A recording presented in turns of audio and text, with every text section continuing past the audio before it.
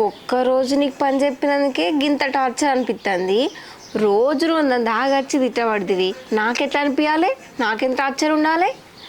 పో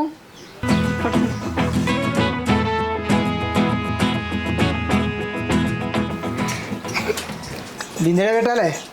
నన్ను ఎత్తి మీద పెట్టు. ఇంట్లో పెట్టమన్నాడే పెట్టాలి. అబ్బా ఎండేం కొడుతుంది. 500 పెళ్ళికి లేటా. 500 అంటే ఇప్పుడు నా దగ్గర లేవు కదా. ఏంది లేవా? లేనిదే ఇస్తానన్నా మాయే.